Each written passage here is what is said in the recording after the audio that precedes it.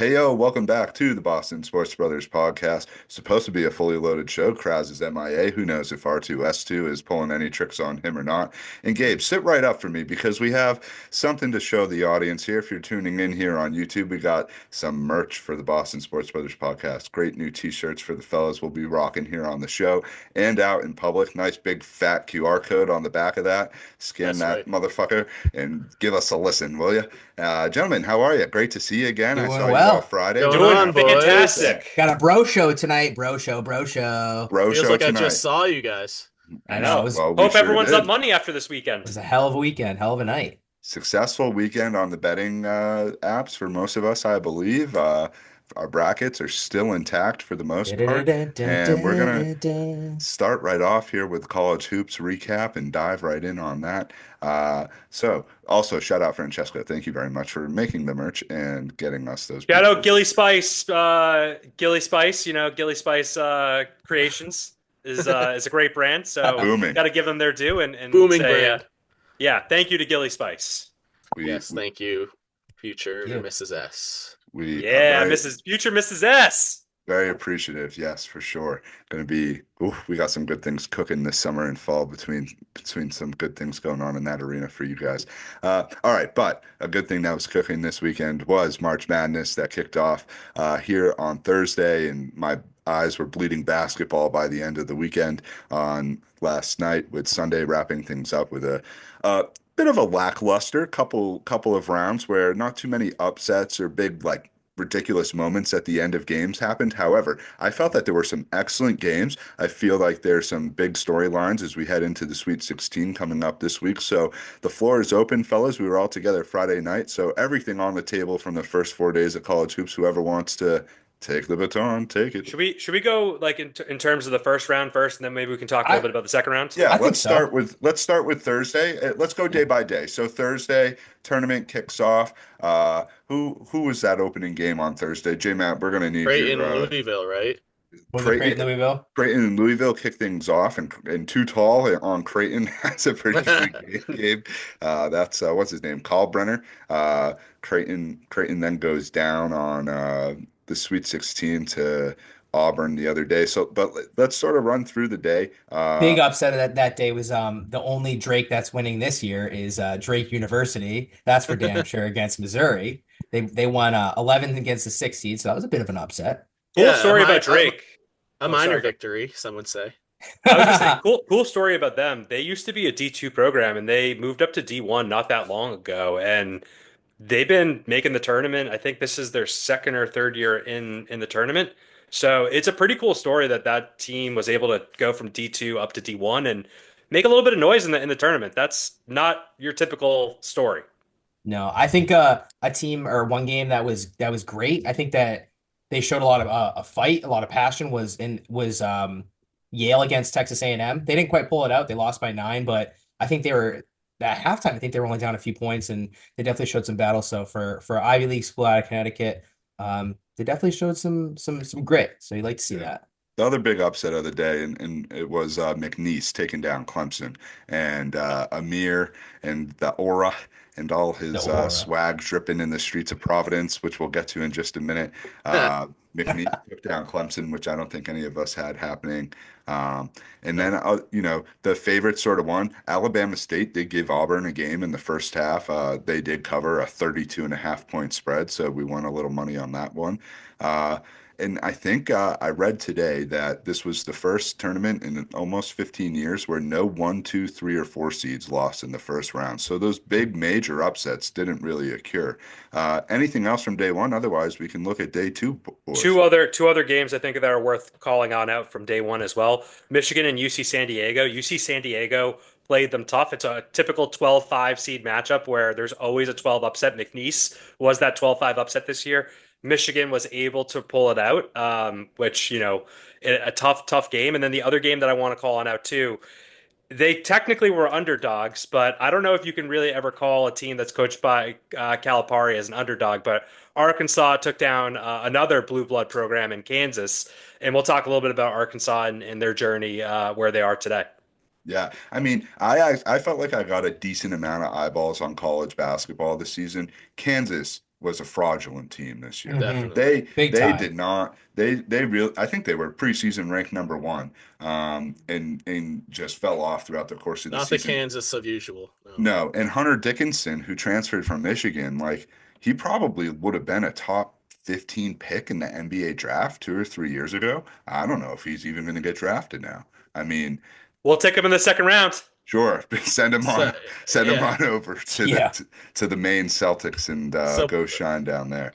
Bloody, to your point, like I picked a lot of kind of upsets to happen in the first round just because I like you, I watched a decent amount of college basketball this year and I thought I was being smart by picking these other schools to win over the top seeds, but that was not the case. I just felt like college basketball this year was kind of more evenly, the talent was more evenly spread out. I thought there was more chances of there being kind of a wide variety of upsets in each region, Mhm. and it that did not happen for me. Thankfully, I still have like the Elite Eight and top four or the Final Four intact, but yeah, a lot of upsets that did not happen, like Yale over and Texas A&M I had, and I was hoping Lipscomb would go over Iowa State, and that didn't happen. So I was just looking in all the wrong places in that first round. It's really like that's why March Madness is what it is. It's every year is different, and that's what makes it such a unique tournament.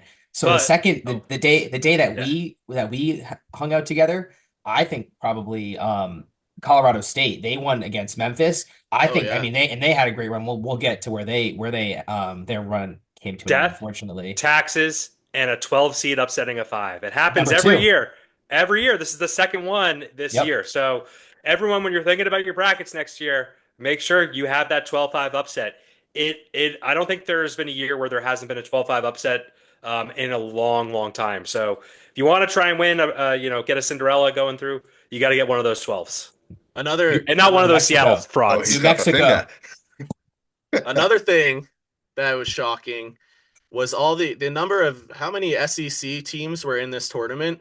And I thought they were the strongest tournament coming in, so I picked a lot of SEC Mhm. teams to kind of move on in the first round, and that was not the case. I think the majority of SEC teams actually got booted within the first couple rounds. I mean, you still have the powerhouses and the 1 and 2 seeds with Alabama and Auburn, but Tennessee, yeah, Ole exactly. Miss. I see Ole Miss, You yeah. still you There, still there's have there's some there's still grit, there's still but some they had like representation. 14 or 16 schools that were in the tournament, so I was kind of expecting a bigger show out.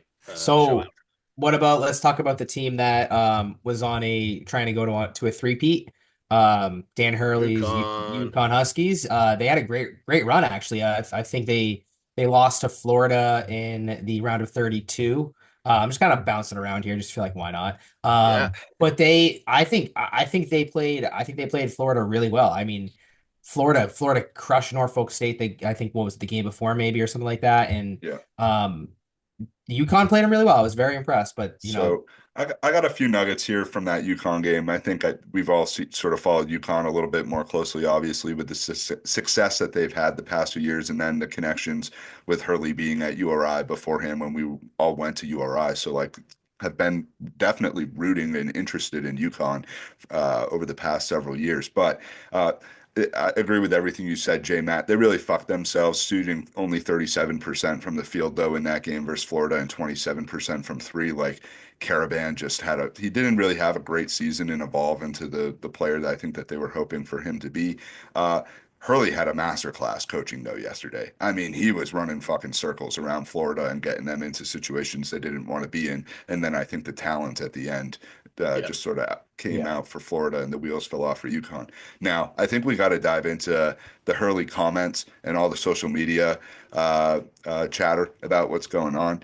First of all, that's Dan Hurley to a T. That's who he is unapologetically. He's a motherfucking asshole. He'll MF you, he'll trash talk you, and that's how he gets himself going. And it rubs a ton of people the wrong way, and I can completely see why. However, and this goes out to every fucking hater from every other college basketball school, you cannot tell me that if your coaching role wasn't open, that you wouldn't have your athletic director calling Dan Hurley to be the first person to bring him there. So you can all shut the fuck up from that standpoint, looking at you, Mark Titus. Okay, next. Whoever wants to chime in.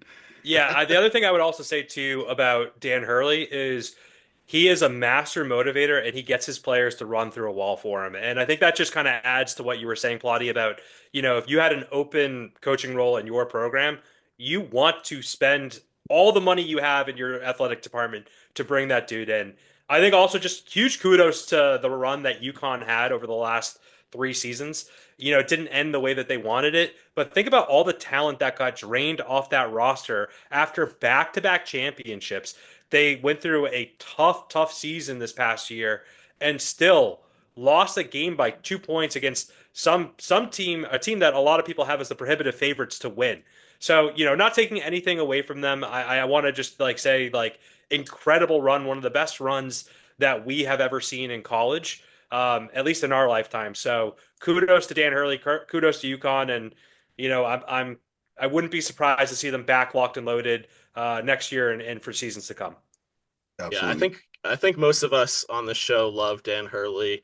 And for a lot of people who may have not followed him throughout his career, maybe they think this is just an act, but Dan Hurley has always been like this. I mean, he is just that crazy, energetic coach on the sideline that gets their players motivated and fired up, and that's how he does it. And like you said, Buddy, it rubs people the wrong way sometimes, but I love it. And if you look at his family too, his father, great high school basketball coach, Yep. was the Yep. same exact way and was super successful. And his brother is another college coach who might not be as fiery as the other two, but is He was a still, hell of a player at Duke too.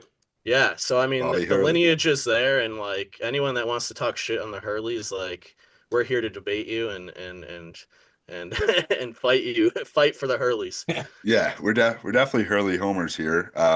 But as you said, Gabe, like it's a basketball royalty sort of family. He coached at St. Anthony's High School in New Jersey. His father, Rondo, went there. Rajon Rondo, Carmelo Anthony, I believe, several other high-profile players. So like this guy's been living, eating, breathing, shitting basketball since he came out of the womb, and started at Wagner and has worked his way up through, a low-level D1 school to a mid-major at URI to now taking over UConn and adding to their legacy. So like, yeah, you can say that you don't like him and his antics. I completely understand, but don't tell me that if you wanted him to be your coach that you wouldn't want, or if you had an opening that you wouldn't want him to be your coach. Don't forget, this man turned down the Lakers job. Imagine if this guy was on an NBA sidelines this year. I mean, it'd He's be he's made fantastic for the NBA. he's made for Yeah. college. Like he Yeah, he Yeah. is 100%. perfect for college basketball. Yeah. I think he's exactly they need more coaches like him, to be honest. And I know that there's only one Passion.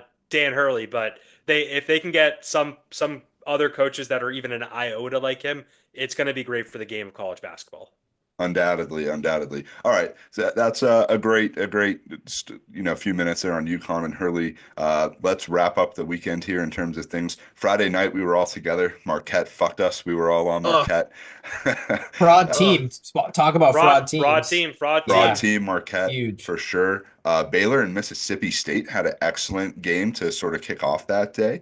Yeah. In a close one, Baylor wins by 3. North Carolina, everyone said that they were fraudulent for even getting in, wins in the first 4, and then Ole Miss does take them down. North Carolina had a valiant comeback effort, and as we mentioned, the Colorado State upset was really all that we saw. The favorites winning out, and Cooper Flag being back for Duke gets back in there, and just Duke is well positioned here. of Uh, course. any takeaways from Friday night in our times together? It Good was quite a times. time. Yeah, Plotty, thanks Great for times. hosting us. Thank you. Hospitality is incredible. The smoker came out. Plotty smoked some chicken for Plotty's us, and roadside barbecue. Oh, had some Yeah, beans. shout Good out beans. RJ. delicious baked beans. Oh, Oh my God, memorable. like memorable baked beans for And sure. and we can't forget the amazing cookie cake as well from Gilly Spice Productions. And shout out Big E and J Man for bringing the sweets and the desserts as well. It was an eating frenzy for sure Oh, on the Friday night. cannoli Let's just say dip. that there was a trip to the gym on Saturday that was a mandatory trip because Yeah, yeah. Only we for kind one of of we kind us, of ate our maybe. weight on Friday night. The calorie intake definitely needed to be supplemented with a calorie outtake at the gym the next day. So, Nerd clusters might be the best candy of all time. Oh, I agree Goated, with you, Gabe. yeah, I goated. think when yeah. people ask me my favorite candy, I think I might have to go with that now. It's really that good. elite candy, and yeah, just amazing spread from top to bottom there. All right, let's shift our attention to the round of 32 where we had some great games Saturday and Sunday. Number one seeds Auburn and Houston take care of business, moving on. We'll talk about Providence and the games that were there in just a second. Tennessee takes care of business. Texas Tech takes down Drake, so their run ends. And then Michigan and Texas A&M maybe in the game of the day. BYU Wisconsin was a good game as well on Saturday.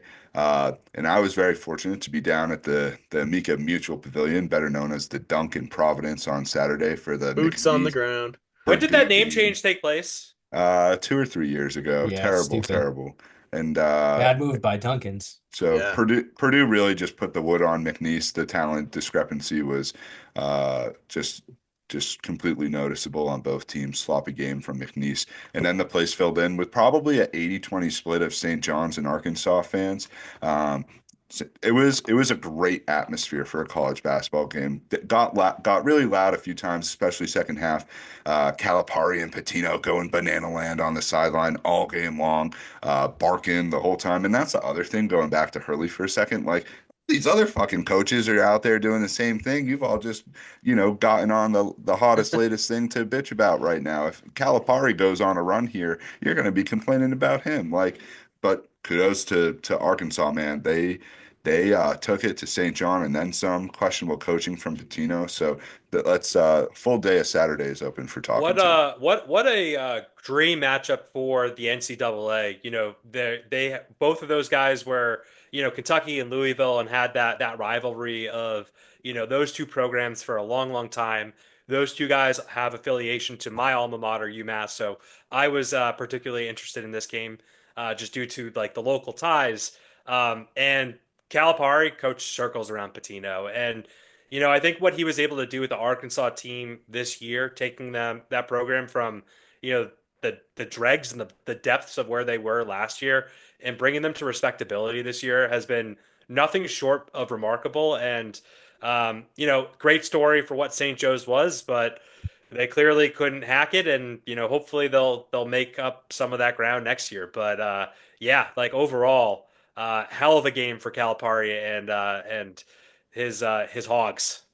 Yeah. Hogs. Woo pig That was suey.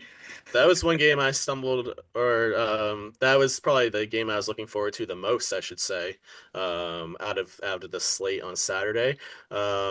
But one game that kind of came out of nowhere was this Maryland, or was that Yeah, Sunday? That's Was that Sunday. yesterday? Yeah. Sunday. That's all right. Yeah. We can go It was into all- Sunday. yeah, Yeah, no, we can go to Sunday. why not? Sunday had way more drama. Better. Yes. Better. Yeah, I mean that one I was not expecting really to be as close as it was. I don't the Maryland has this kid, I don't know his first name. His last name is Queen. Queen. Devin or Derek, one of the two. D Queen. I'll get it. He's a Derek Queen, dog. Derek Queen. Yeah, Derek Yep. Queen. Confirmed. Had a unbelievable. I mean, I've never watched this kid play, but completely dominant on the floor. You can just tell he's leagues above a lot of the other collegiate athletes, and probably deserves to be a pretty high pick in the upcoming NBA draft if that's what he decides to do. He's great. That was a crazy ending. I mean, it was back and forth. Did anyone see that he might have taken one too many steps on that last Yeah, play? but you want to what? I think like What's a travel? yeah, but like okay, so What's a carry, I'm too, gonna right? chime in here because this is something that really bugs me. Like we all can see what's going on at home, and we can break it down frame by frame. The refs are watching it in real time. Like I don't know how easy that was to call in that moment. So I think like everyone that's being like, oh, he traveled, like you go out there and you try making that call as a referee in that moment. I guarantee you it doesn't matter what they call. If they had called the travel, people would be bullshit either way. If I don't think called it's it the or fact, didn't. Derek, that It's a lose-lose situation for these it's referees. not the fact that the call, it's the fact that it happened. I mean, he traveled, like it counted. You can't change history, but the kid traveled. Like it happened. I mean, everyone travels in the NBA these days. I mean, it's just Everyone not commonly carries too. called. The carry's crazy. I mean, if we want to actually it's wild. call it to the letter of the law, were there similar plays throughout that game that were called travels that were just like that? Not really. So, like, I just wanted to call it out. I just think it's no. controversial, I think and there's obviously it's a huge very controversy big about talking that, point. but just want to again juxtapose a little bit that like I'm typically one who goes after the refs. I'm actually sitting here defending them because I kind of feel like that is such a hard role to be in, and they get it right No, most of the time. no one was going after the refs. I'm just saying I I'm just not wanted saying it you were. happened. I'm saying the collective public. Oh, The outcry is that last the night was all outrage? against it. Yeah, Oh, I Oh, think is that people were being like, "Oh my God, these refs suck!" Like, come on, like it was that, a it Give was it a a rest. it for was a real, really tough yeah? call at the end of a game. just get over it. Just let it happen. Like in to Big E's point, like look back at the ACC tournament game versus North Carolina and Duke, where the call of the guy stepping into the lane on a free throw, barely stepping into the lane, before the shot goes off, is the difference between North Carolina extending that game to overtime or not. Like I think more often than not, back to the. I mean, this is why sports are great. They create these awesome debates, but like I think if you ask most people, it's like let the refs stay out of it and let that play happen for what it was. So that was definitely the game of the day. Finally produces the one I shining moment video moment that will definitely be in there. I want to challenge that. I think it was definitely the game of the day, but a close runner-up, the ghost of the Pac-10, the last game to close out the second round, Oregon and Arizona. What a heavyweight fight between two old rivals that are no longer rivals now because of the way that they are now in a different league. Um, just an amazing game. That kid on Arizona, Love, like Caleb Love. what a monster game he had last night, and Oregon wasn't going away. Like they were that kid Shellstad on Oregon is also a player too. They like what an awesome game. Like as much as that Maryland game had the drama at the end, I kind of felt like this was the closer game of the two. It continued to go back and forth.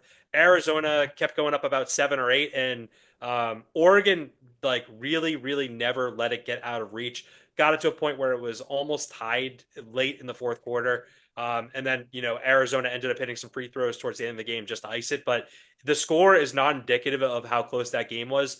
It was tight down to the wire. So to me, that was probably the most competitive game of the tournament so far. And I think it was cool. I think Bill Walton upstairs would have loved that game too. He was always calling those after midnight Pac-12 games, so or Pac-10 games. But yeah, I thought about him a little bit last night when that was happening.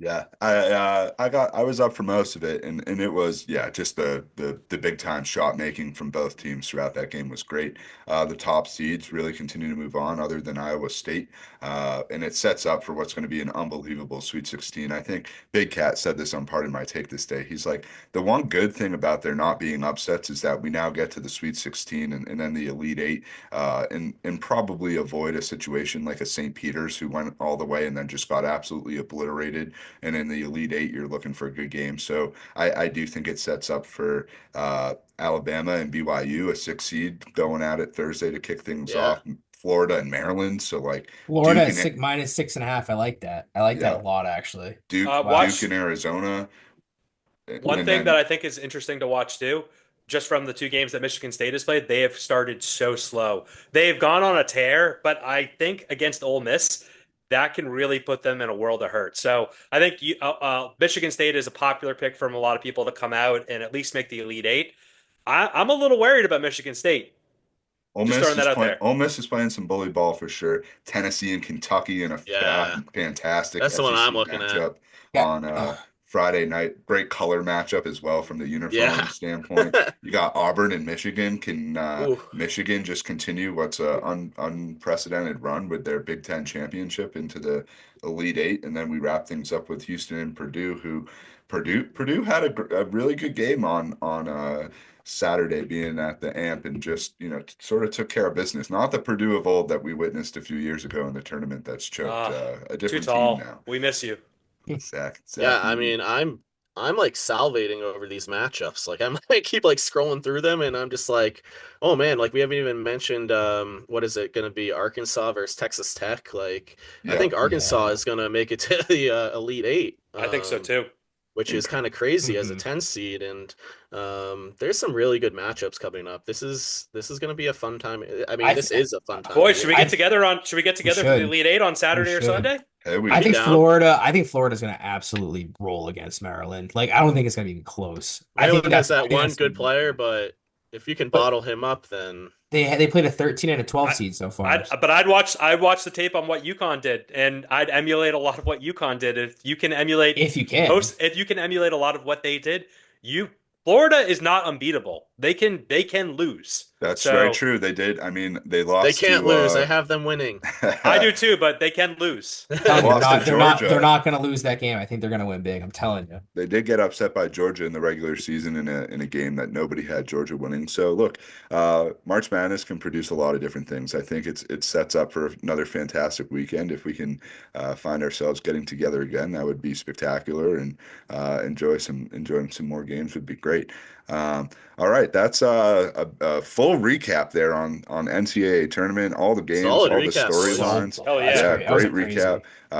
crazy. Great to have college basketball to talk about, and always a fun thing that we make a big point of getting together and doing stuff for every year. So, with that being said, we're going to do a quick around town, hit on all the different teams here. Celtics being our first team that we're going to touch on. Big news out of Celtics land, in addition to success on the court, some off the court news with the new ownership group coming in and taking over. Big E, take it away, update us on that, and we can touch on the games as well. Yeah, I mean, I think like we'll touch on the games real quick. There, maybe a few minor stories that came out of those games. Only 2 games this past week. The big story is we have a new owner for the Celtics. The Celtics agreed to a sale with Bill Chisholm, who is the managing partner at Symphony Technology Group. They are buying the Celtics for 6.1 billion for the largest sale of a sports franchise in North American sports history. It just surpasses the largest record from the Washington Commanders that were sold for 6.05 billion back in 2023. I think just in general, like the Celtics are a marquee franchise for basketball. I think we would all agree that football is king, but I think this also just shows that it doesn't always have to be like the football franchise that is always fetching the most amount of money. I think another few interesting notes about Chisholm is he is Massachusetts born and bred.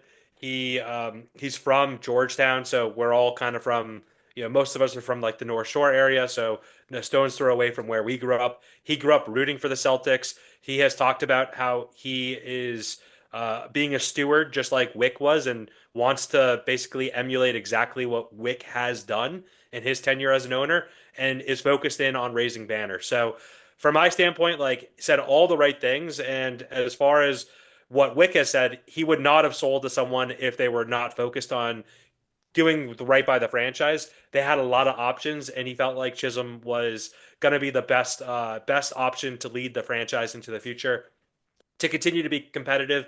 And things like the tax apron and stuff like that doesn't really seem like that's something that Chisholm is really afraid of. And as a Celtics fan, that has me excited. So I just want to, before we go into the games, want to roundtable to you guys, see if you guys have any thoughts on Chisholm and our new ownership group. And one quick thing before we go in there, little weird wrinkle. Wick is going to be the governor for the Celtics for the next 3 years as part of this agreement. So Wick, and I think that they also are keeping a minority ownership stake in the Celtics as well. So Wick is not going anywhere. He's going to be around. This is real interesting just because if you guys remember, the Mavericks were sold last year, and Cuban had a similar agreement where, oh, I'm going to be running the Mavericks for like a few years. And now Cuban has nothing really to do with them from running the franchise. So I'm curious if Wick will still be as heavily involved as we're being told, or if this is going to be a repeat of the Mark Cuban situation all over again.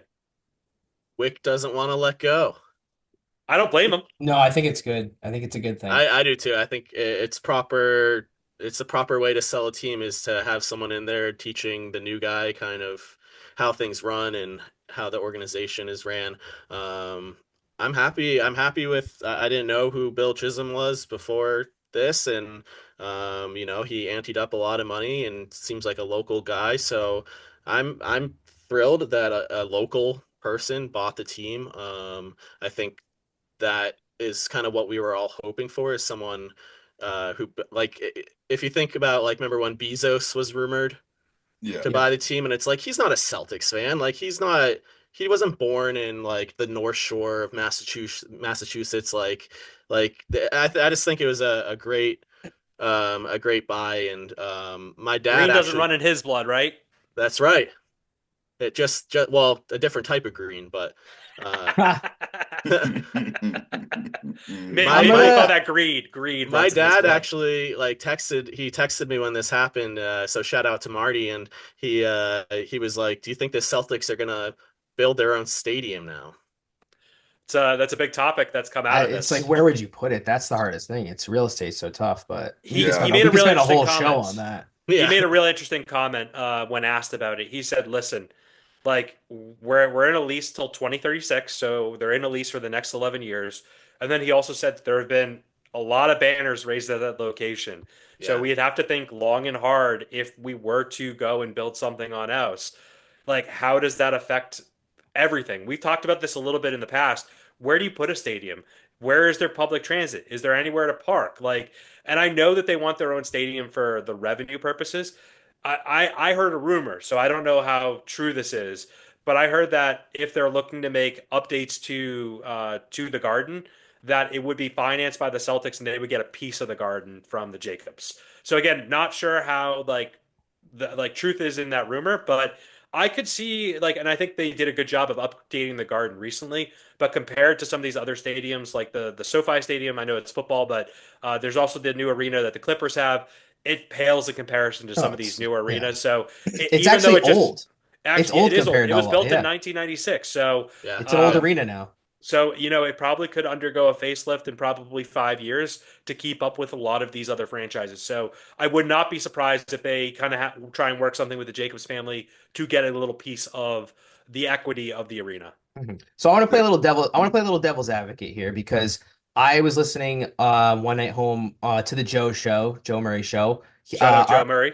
shout out Joe Murray, but our good friend of the pod, Matt McCarthy, was in, and it was the night of the sale, and he actually had a really interesting point. He said he did his research, and I have to trust him on this, that the technology company that Bill Chisholm is from, the Symphony Technology Group, is actually known to go in and buy up companies and trim them down.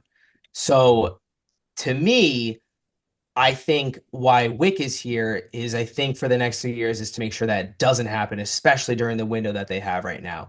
I mean, maybe that could happen in 5 to 7 years. Granted, who knows what happens in that time The frame? Who cap will knows? keep going up. So, Like, like the way the contracts look right now, it's not going to look as bad in 5 or 7 years. but what I'm just trying to say is if Matt McCarthy did do his research, I think that's a little interesting nugget that's Yeah. what his company is known to do. And Did that's his how they Uh, pay company their buy? Did money. his company buy the Celtics, or did he buy the Celtics? I think there's an I mean, it's important definitely. distinction there. I mean, he's the what? Because he's a homegrown guy. Like, I don't care if you're a No, I'm not. homegrown I'm guy. not saying. I I'm want not. someone who's willing to invest in a team and willing to keep it going. Like, I if that's agree. Bezos, I would have been all in. I don't care yeah. if you're homegrown. I just want someone who's willing to do it, and I hope he's that guy. I'm just saying this is a little interesting thing to keep an eye on down the road. Not in the next 3 years, maybe the next 5 to 7, because he's not going to sell anytime soon.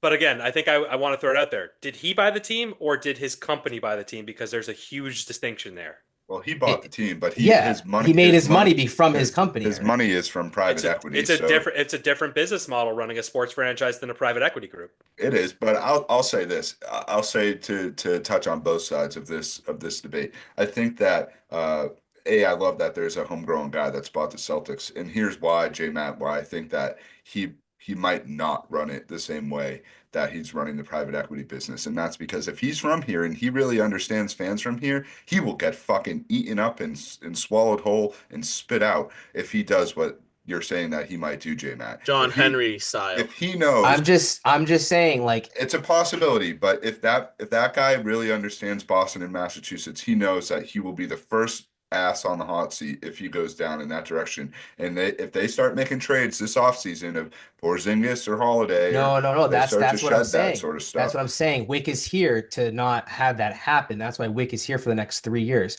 But when Wick is gone, game on. Who Yeah, knows? I would like 2028 will be to. an I would like to interesting change. time. I would like to just call something on out. If they trade one guy, I don't think see that as a terrible thing because from everything that I've seen as far as like the tax apron goes, they save a shit ton of money and they also have other guys lined up that are ready to go. I don't want to see anyone traded, but if they move one guy, I'm not going to sit Yeah. here and piss and moan and be like, Yeah. "Oh, they're tearing down the Celtics." No. Their roster locked. If they move more than one guy, then we have a different story and a different situation. But if they're moving not, obviously, and like they're not going to touch Tatum and Brown. Like I'm okay to see at least what happens in that scenario, but like that's as far as I'm willing to go for changes in the offseason. Yeah, I mean it's going to be interesting from the initial thoughts of it. It's he said all the right things. It seems like he's going to be a good steward for the Celtics. The possibilities of everything J Matt brought up are all very real possibilities. So Definitely something valid points. we'll be Yeah. They're keeping very our valid. eyes on here with the new ownership group. Let's very quickly touch on these games from the week. I think two big points. It looks like you have Biggie. Yeah, I'm just gonna go through the Jesus. games real quick. So like they were interesting games. They played against the Nets without Tatum and Brown. This was the Baylor Shireman game. I don't know if you guys watched this, but Baylor Shireman went off. He had 20 points. I think he was 5 of 7 from three. He just had a hell of a Balling. game. So that was All awesome, and it was man. cool to see the celebration after the game too, where the team like doused him in a ton of water. Just a great opportunity for him as a rookie to grow his confidence because he's a player that we might need to rely on, if not next year, the year after. So, want to see him get his confidence up and do well. And then the other game want to throw on out was a game out in Utah against old friend Danny Ainge. This one was never close to begin with. And I think, for this game, I think big thing I want to call it out is Porzingis just balled out. He had 27, 10, and 6. Pritchard and Hauser also were just shooting a ton of threes from the bench. And Cornette just had some great moments. He was barking up and down the court after the slam. So where his doggies at? Where his dogs? We love you, Cornette. But just Character. overall. Oh, and there was one other game. Forgot. There was one other game too. Again, another game that was not close at all. We dominated the Portland Trailblazers last night. One note about that game that was real interesting. Peyton Pritchard got the start. One of his worst games of the season. He said he prefers coming off the bench the rest of the way. So, presumptive six man of the year I said, like "Hey, I it. like my role. I want my He knows his trophy. role. I'm going to come off the Superstitious. bench." Don't mess with it. I like it. Yeah, That's I it for love me on that. the Celtics. great week from the Celtics, 3-0, 5-0 in their last games. Another one tonight versus Sacramento. Jaylen Brown's been out a little bit with a thigh contusion. I think we're going to see a lot of in So and they're out solidified of in the the two lineup. spot, right? Yeah, they're pretty much there. Like, Although we're they there. have Cleveland's been losing some Yeah. games though, so Cleveland looks a little vulnerable, so I'm not Five saying we're going to go games. for the one, but they're they not they going to chase lost. them Was it down. 5 in a But row? they're not going to chase them down. No, But it's five let's games out from the one seed. But well I think let's Cleveland's lost 4 games in a row or something like No, that. they won. They're on a They streak, won. They won their last game. well but they let's were on a 4 game losing streak. let's talk about another team on a losing streak, and Oh, that's the Oh. Boston Bruins, who have just ugly. completely fallen flat on their face, Gabe. Yeah. Take it away. I know there's not too many positive highlights for us to dive into, but we wouldn't be No. doing our due diligence here if we did not go into the Bruins. No, I think no, it's appropriate to go into the Bruins right now. Listen, they're kind of doing what we need the Bruins to do. They're losing every game. They they're losing to It's teams one way that to look are at it. they're losing Fair to point. teams that are worse, that have worse points than them right now, or they have worse records than them right now. So honestly, like if you want to look at this on a positive note, like at least they're just not winning games to destroy Tank. their draft position. I mean, they're top 10 right now, tied for eighth place, I think, for the worst record in the NHL. And I think the way that the NHL works is they do like a lottery system for maybe the teams that don't make the playoffs. So the Bruins, I mean, being up higher gives them better chances of getting a top like five, top three pick. So I'm all for it. Lose these games. I mean, the players that you expect to score, like the Morgan Geekies and the Pasternaks, and I mean they're kind of still doing their things just to a lesser degree because there's not as much talent on the ice to help them out. But yeah, it's just I mean they've lost 8 of their last 10, 15 of their last 20. They're 2-5-1 since the trade deadline. I mean, it's time to wrap it Yeah. up, I think. Like Pack it in. Swayman's just getting crushed. Like Yeah. he's been getting shelled left and right, with rightfully so. Like he's been taking the heat and he deserves it. You think he's let up some like I think it's like 20 goals in his last 4 games or something crazy like that. It's kind of embarrassing at this rate, especially with what all this the shit that's gone down throughout the whole season. Like with all holding out. Like bro, you're holding out. Like dude, like let's be real. Like if you're gonna do that, like back it up at least. Like you can't be doing this. And I don't know. It's just it's sad. It's sad The with team the the team was worst year doomed we've from had the in 20 start. years, I think, right? Something like that. It's They were crazy. doomed. Can I jump in on the Swayman thing here? Because I told you all at the beginning of the show that I had a hot take on the Bruins here. And J Matt, you're talking about the Heat, and I'm about to turn it up like you did at Do the it. guy Kaku here. So I'm gonna say Oh, that I actually think that the Jeremy Swayman contract and the way that this all went down, it is quickly approaching one of the worst contracts in Boston sports history. And I know that's a bit premature take that people are gonna think that I have there, but 8 more years of this, 7 more years of this is what we might be potentially dealing with. That this guy had $8.25 million, and all the shit that happened in the offseason, all the shit that happened at the beginning of the season. Don't forget what Monty said about him not being there and that the team gelling and all that sort of stuff. So there's a knock. Marchand and him certainly didn't get along. You look at the comments from Zadorov last night at the end of the game after what he did, and I'm thinking that the Bruins hate their goaltender in Jeremy Swayman. I go back to the things that he said on the Mark Lewis podcast and acting like he was the smartest guy in the room about the contract. I don't think they like him at all, and I think Yep. that there's a major divide in the locker room, and 100%. nobody wants to acknowledge it because we all love the Bruins, but I think that there's a major issue, and they've pressed every fucking button that they could from a management standpoint this season to try and make things happen. And And I think who's the constant? Him. last night proves it too, because I mean, Swayman was out there trying to fight the other goalie against the LA Kings, and it's like, um, it's just, Zadorov. yeah, it's like, what are you doing, man? Like, there's like too much bark there. There's too much like there's just too much going on with him, and I feel like you're spot on, Plotty. Like, I think this team was doomed from the beginning with that contract. I think it really rubbed guys in the locker room the wrong way. Zadorov had some quotes last night, just Hmm. seemed like he was completely pissed off at Swayman, and Brad Marchand is no longer on this team. I wonder if that has something to do with Swayman. So, It's Gabe, just it's fishy. I think Zadorov's comments were not they weren't they were really more directed at him not backing Swayman up. Like the team doesn't have Swayman's back, and that's to your point, Plotty. Because what he said was they asked him, they said basically, what's your take on him going to stick up for Middlestat, I think who basically got like a penalty or something. Kuznetsov. Kuznetsov. Something happened to Yeah. the player, and they asked Zadorov. They were like, "What's your take on Swayman going to stand up for him?" And Zadorov was like, "Are you sure that's what happened?" Pretty much saying like he thought it's like an act, like Swayman was doing an act almost, like it was it the wasn't. vanity. Yeah, like he wasn't really actually standing up for the player that went down. He was just trying to do his own thing. So that's to your point, Plotty. I think there's a very big divide in the room. I think there's a cult. Like we are talking about how like the Patriots have like a huge culture issue. I think the Bruins have a huge culture issue, and it's very much showing. And to also someone else's point about how it wasn't the coach at all. Monty's St. Louis Blues are on a 6 game winning streak right now, and they're in the playoffs. They are I'm in the happy for him. playoffs. I'm so pumped for him because, like, you want So what not the coach. he would have gotten screwed here. And you want what? And I don't think Sacco's probably going to be the guy long term. I think he's going to be a sacrificial lamb. But they need someone to come in as a head coach and really kind of change the culture. And Swayman has a lot of work to do in the offseason to rebuild some of the goodwill that I think he had going into past seasons with the team. So, is it insurmountable that he can get better and that this team can right the ship long term? No, I don't think so. But like right now, Plotty, I don't think your hot take is crazy. But he has a lot of opportunity to show that he's worth that contract too. So we're really kind of in the Yeah. beginning of this with him.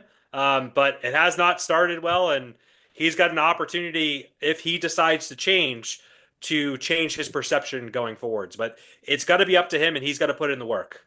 I And as mean, Bruins go fans, ahead, you Gabe. hope, sorry, you hope that this is just a fluke season, and like I said, things were kind of just shit from the beginning, and next season, hopefully they bring in the right people, the right coach, kind of like Vrabel-esque, who like you either want to play for this team or you don't, and if you don't, there's the door, see you later. And if like crazy, another hot take, like if they have to move on from Swayman and eat some of that contract, like do it. Like if that's what's Gabe, causing the I'm with locker you. room issue. I'm with Maybe they you should trade for because Jordan. Maybe they should no, trade for Jordan Binnington because that guy just performs he in TD does. Garden like no other. I So would honestly, I don't know if I would take it. That guy disgusts me. Ugh.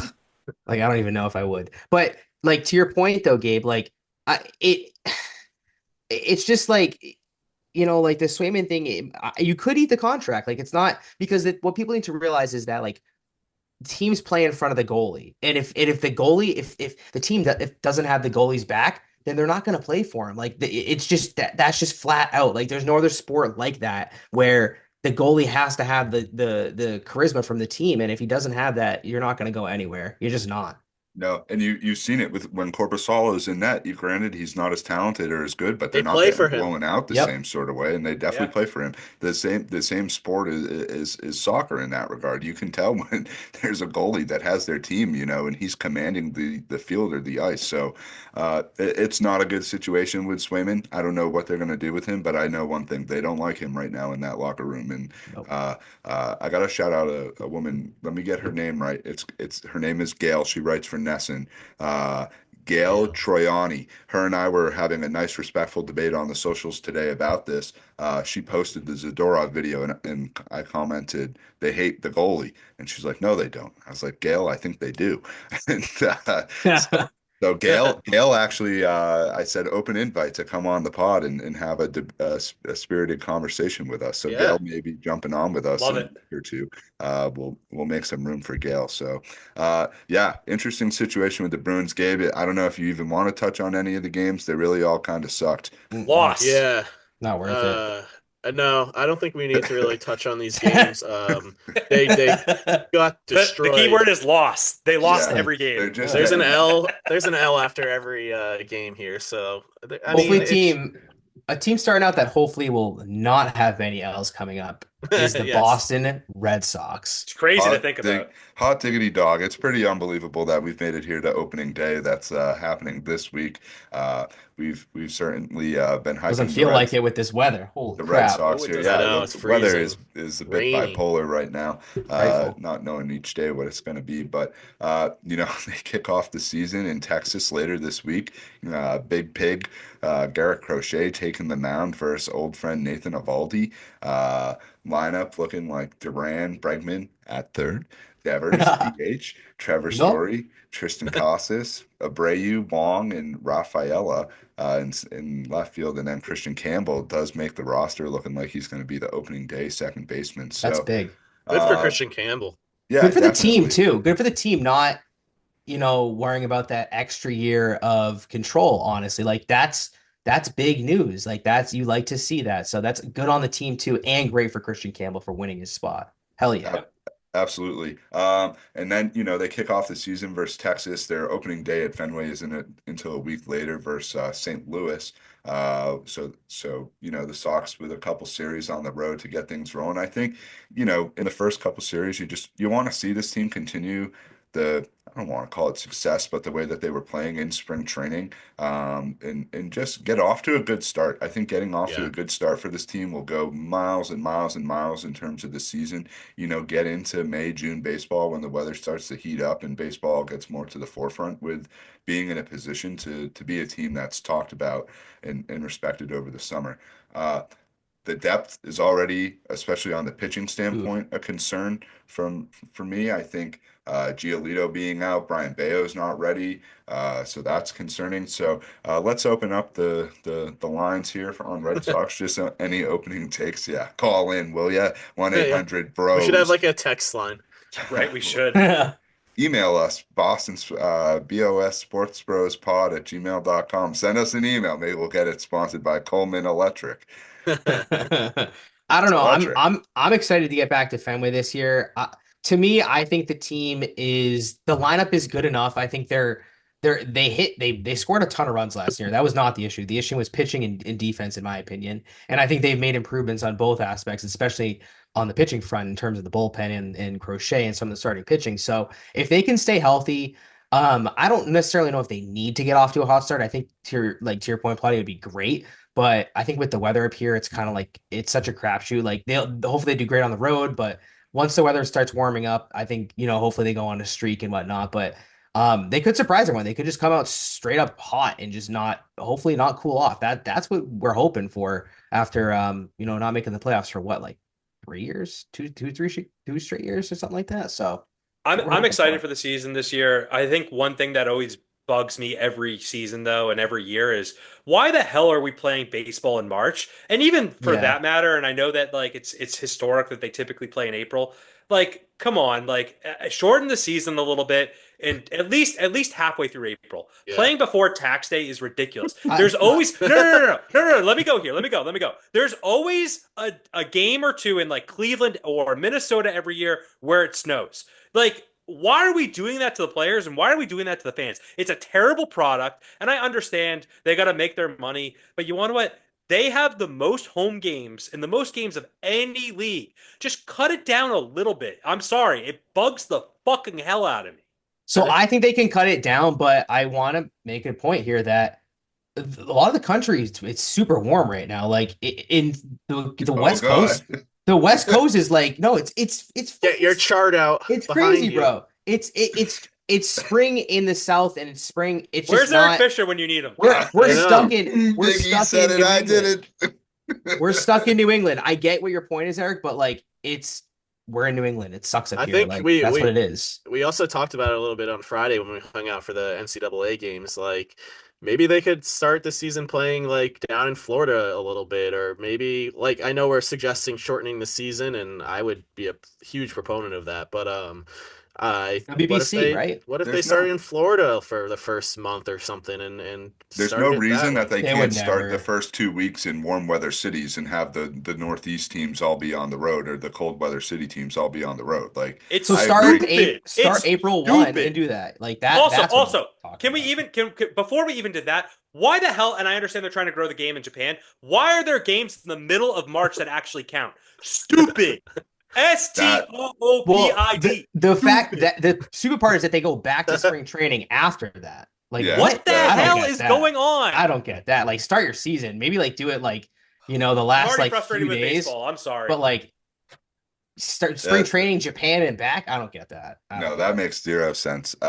But I mean, excited for the Sox. We've really Quite recapped excited what for the was the Sox. most the eventful off season. Yeah, I mean, yeah, do He's whatever you excited. want with the Over season. 86 and It's a half is good. looking pretty good. Yeah, I It is like looking it. pretty good. we'll take it. We'll take it.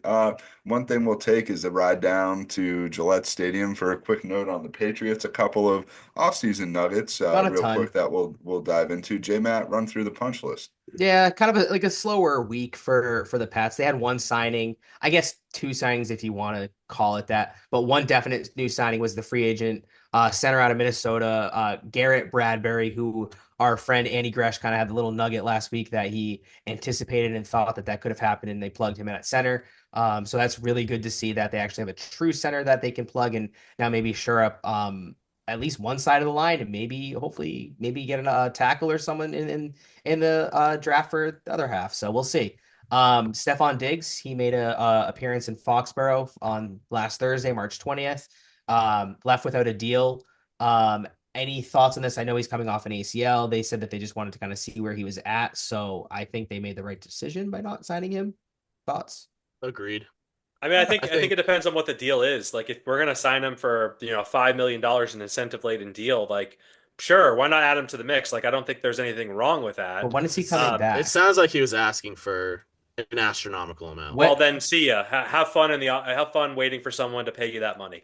Right, to what I'm saying is like I don't want another Kendrick Bourne, like someone who's coming off their ACL that's not explosive, like that they don't need that. They need someone who can actually play like this year and help Drake May. So I think they made the right decision of not signing him, even if it Same was here. for small money, because he's not going to come back at the start of the season. He's just not. He's coming off a really bad injury. So Tyler Lockett, who's been floating around as interest, I do think he could help the team in a way. I don't think he's like he's not a burner, but he's definitely a good route runner. He's not a So diva. no, he's definitely not a diva. So he played with a diva. So he Yes, he did. DK Metcalf. So I think it could be something interesting to watch to see if he could come and help the team. So we'll see. And then they matched a offer that the Raiders put on Christian Ellis, the linebacker that played for the Patriots last year. So I was he will happy about stay. that. Yep, he'll stay for I thought 2026. out of like a lot of the players on defense last year, he showed out a pretty good amount. Him and Farms. Yeah, he played hard, like he wanted to be there, and I think I was really hoping that they matched the Raiders on this one because I think he adds some really good depth and can Mhm. play maybe on special teams or whatever for us. I was happy that they matched him. Yeah, if we learned one thing last year, it's they need the linebacker depth. With Bentley going down, and you had like Tavai out there who's like a liability. I think Christian Ellis was a good Send him to signing to keep him Alaska. back. So I Just agree. real quick on Bentley, because you mentioned Bentley. It's been reported that he's lost 20 pounds in the offseason trying to fit into Mike Vrabel's scheme. And I think I think we all kind of agreed last season that we all underappreciated Juwan Bentley for what he brought to the table. And it was almost one of those situations where we didn't really know what we had in him until he was gone. So really interested to see how he bounces back from that awful injury he had last year. Because we have a pretty stacked front seven.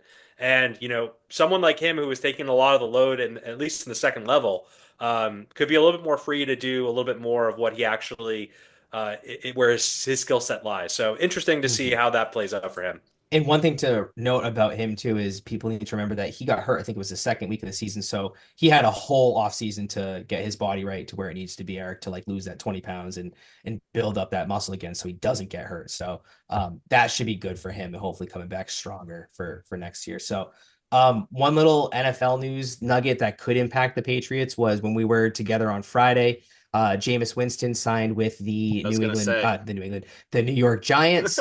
And that could potentially shake things up in the draft. So Mr. Crab Leg. they're thinking that maybe Travis Hunter might get drafted in New York now. So we'll see about how it shakes up. Abdul Carter, welcome aboard. If you want to play with Christian Barmore, Keon White, I mean, please, let's do it. Milton Williams, that'd be a wrecking crew.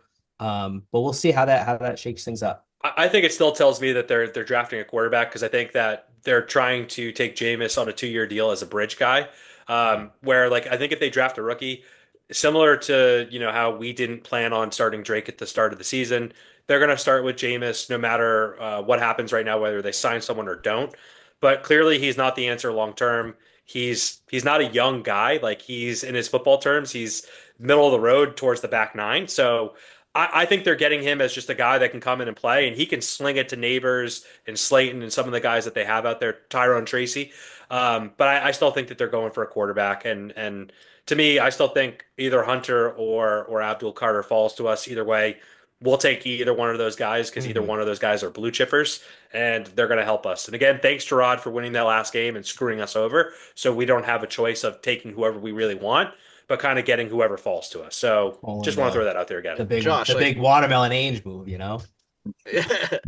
Josh, I agree. I kind of agree with your friends from New York. Like, because they signed Jameis Winston to a 2-year contract, that doesn't mean they need to draft a quarterback in the first round this year. Like, If there's not one there. they could be waiting for Archie Manning next year and still have Winston as a bridge quarterback for that year. So, to get like a Travis Hunter and then potentially like an Arch Manning coming in like the following year, like they might have a more long-term approach to Mhm. this that we're not thinking of, and that would be something if they did I I that. think the almost think Giants are having an asses in seats kind of issue too. So putting Travis Hunter could get But some asses in their I also seats. think they're not bad enough. And I think they're not a great team, clearly.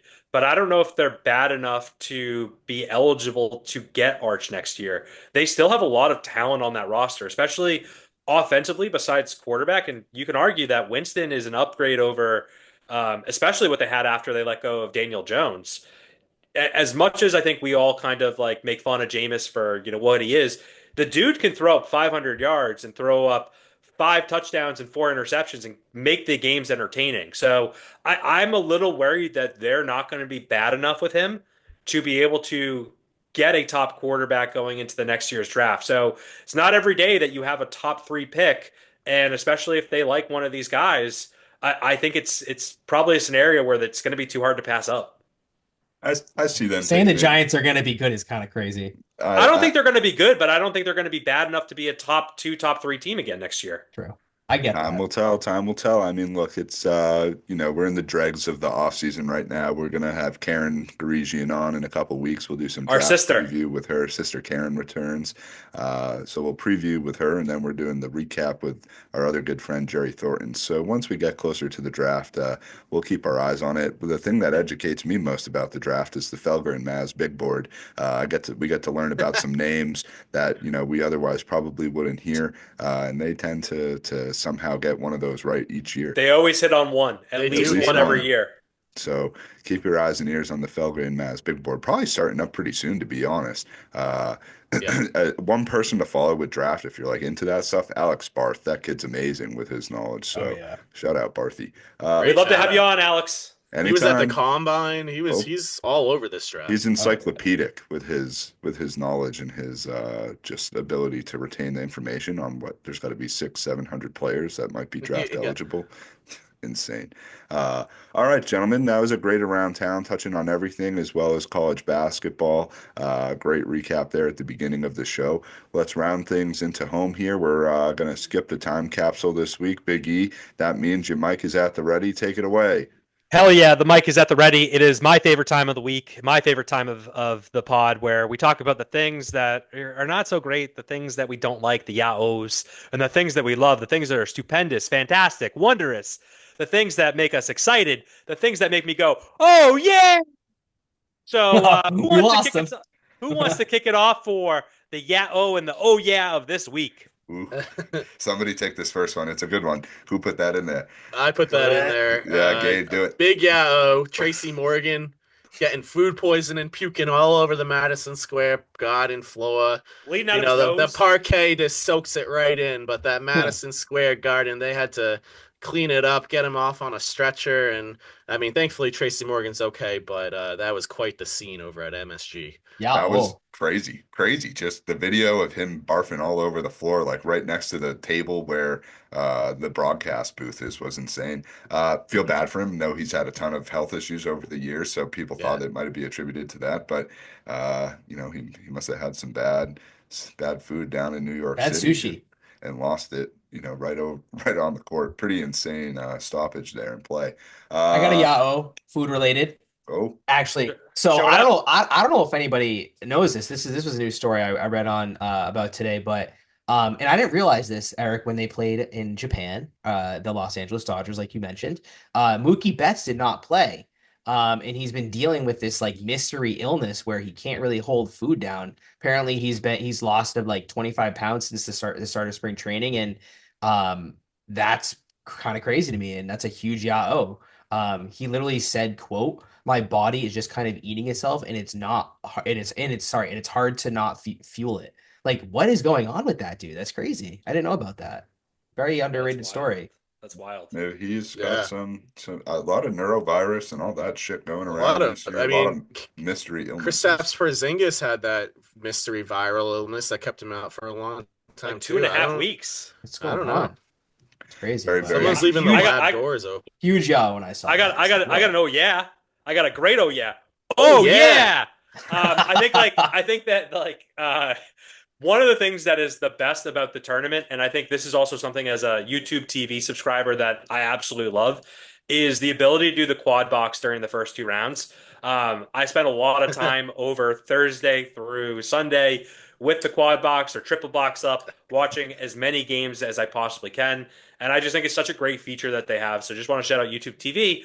On the flip side, I got a yao that kind of corresponds with this is NCAA. Like, I know that you try and stagger the games so that they could, be on at different times. You know how infuriating it is when you have four games on and all four of them are commercials? I started counting recently and it was like it happens multiple times during the window that happens. Like, be better, NCAA. Put a better Impatient product E. out there where like I don't have Impatient to. E. Well, no, I think if there's four games, there should not be one moment that I'm watching four sets of commercials if I got the quad box up. I'm And they're sorry. all fast food. I'm sorry. Yeah, well, I don't care about that. It's more of just like, hey, like I'm promised with like nonstop Sports basketball all the all time. day. Yeah, you want to? Give me my basketball. I need I it. need I need to sports. put it right in here. All right. He wants it right in the Ice vein. in the vein. I don't Ice in the disagree. The vein. amount of commercials are fucking insane, especially when the rhythm to college basketball game. That's the one thing I got to give a oh yeah to Providence hosting March Madness. They had some great situations going on Oh, down yeah. there. Really cool scene where they shut down a couple blocks with live music and outdoor drinking happening. So good looks to Providence. Great city for the first round of games for sure.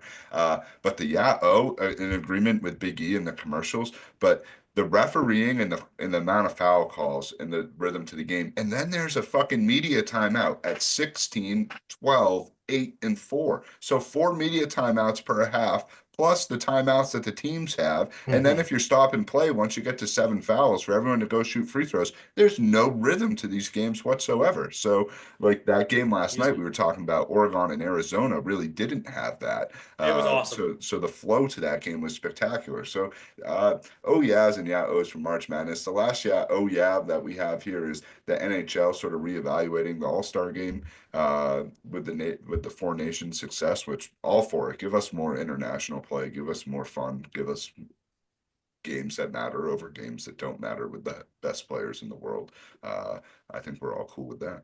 Any other?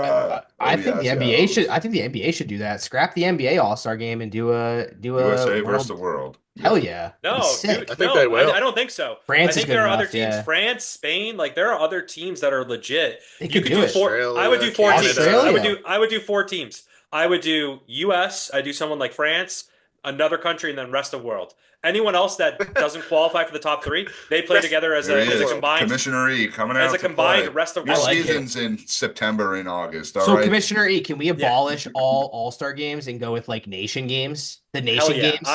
Commissioner E signs off. We are moving forward this way. Until I that love gets that. old, hell yeah. Yeah. Hell yeah. Commissioner Can I get E Hell yeah! signing an executive order from underwater, pretty much. That concludes our Because Big E said so. Hey, I got one more. Oh yeah, for Oh, episode 3 of Celtic City. Oh, that's I right. I Okay, haven't I don't know if so you. Okay, all right. I think- We won't. hold on. I don't think that I fully have. I need to catch up. I think I need to catch up. This is All right, What's next up, Bill week. Russell? Next week. Too Wait, much basketball. time- Too much college basketball. Time out. guys. Yeah. Was this the Dave Cowens episode and Tommy? It was as the supposed to be. coach? I haven't seen Okay. it. Yeah. So I did see it. Gabe, did you saw it as well? I saw, Okay. but we can recap a couple next week. We'll do 3 and 4 next week, and hopefully Kraz is caught up as well with that. But I did a great episode. If you haven't seen it, we'll dive into it. Great overview of the Celtics post Russell into the 70s and what those years looked like after that, and Tommy Heinsohn becoming the coach after Red. So continues to impress. New episode out tonight. Continue to watch that into the playoffs. The Pike, gentlemen, we have the Celtics in a couple games out late on the West Coast throughout the week. The Bruins, we don't really give a shit about anymore. Lose all your games. The Sox, kid. Series versus the Rangers kicking off on Thursday, opening day. Wow. I don't know who they fucking play after that, but they're on pretty much every day from here on Let's out. go. And what else do we have? Obviously, March Madness. We got the draft coming up in a couple weeks, so Patriots draft news will start heating up over the next couple weeks. I wonder if we'll start to see some more off-season acquisitions of movement closer to the draft, with picks moving, picks for players, that sort of shit. It's been very quiet after the first day. Do a little quick shout out to the women's NCAA tournament that I just flipped on ESPN app and I'm watching right now. So UConn. Yeah, let's give that. We got to give Let's that go, a Paige watch. Buchers. Let's go. Let's Yeah. go. Oh yeah, to that. I like it. I like that. Yeah. We'll have to. Haven't had our eyes too much on the women's tourney, but we'll get some eyes on it. I think it's just this starting. weekend. It's it's been going on for Oh, it has. I think we're in the This round is also the 32. time of year where their wives and fiancés all start rolling their eyes because there's like a game on every night with the Red Sox or the Celtics. Well, and playoff or- season's right too around the much. corner. We got Yeah. the Celtics. March and They're April. I'm gonna get kicked out of the house, I think. Well, Gabe, you can come stay. You can come stay over at Casa. Yeah, you got plenty of landing spots in case that happens. So we all love Gilly Spice Productions. Don't forget that. We love Gilly Spice Productions. Yes, we do. She's the best.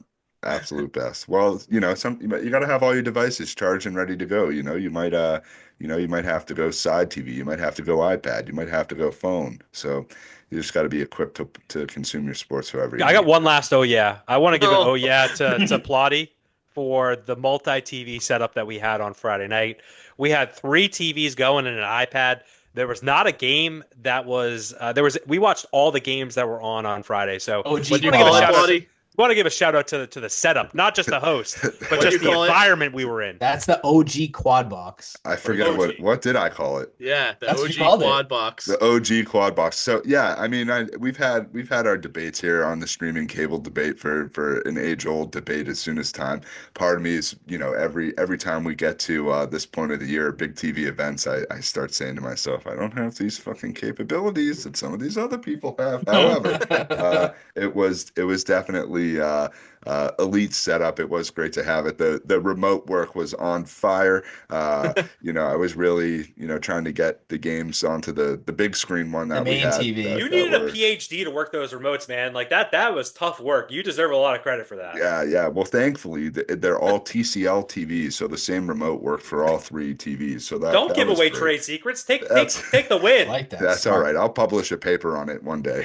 Who needs a universal remote when you just got get same brand TV? Easy. Hey, you need Yeah. that. If you want to hire me to come over and be your remote person, I've actually seen this, that there are some sports bars that have a designated remote person. I mean, nothing is worse than ever walking into a sports bar and having a non-sports game on. You got like Seinfeld playing or Fox News or some bullshit on the TV. I won't name the restaurant that I was at, but every fucking time I walk Name in there, it. it's guaranteed. I'll name it. Fuck it, Bernard's. Every time you walk in there, you got the news on one of the TVs, and they got two other stuff with sports on. I had a delicious lunch at Bernard's the You're other day. listening, But Bernards. We're a big Gotta fan of switch up your Bernards. gotta switch up your boneless spare we ribs love we though. love. Get back to the premium. Yeah. Have they been don't- good? No.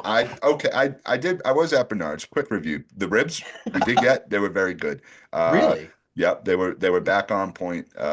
Probably 8.2 Wow. on the ribs. You love to Kung see Pao it. chicken this time was very good in the eights as well. Fried, everything was on point. Very, very good Bernard's Mm. trip. But it's hit or Speaking miss. of Every food. place is hit or miss with Chinese food for some reason sometimes. It's that you never know who's back there cooking. That's the thing about those places. You might have Chef A or There's Chef one B. thing you do know is you're gonna get a strong ass Mai Tai from that bartender. though. Oh, yeah. That's the one thing you do know for sure. He's been working there Absolutely. since the beginning. Oh Yep. yeah. Mai Tais for everybody. All right, I'm gonna go enjoy. No, I'm not gonna enjoy Mai Tai, but I definitely need a nice little nourishment after this episode, boys. It's always great to see you. Another one in the books, near, far, wherever you are. Thank you for tuning in to the Boston Sports Brothers. We'll see you We'll next see you all time. next week. See you later. Later.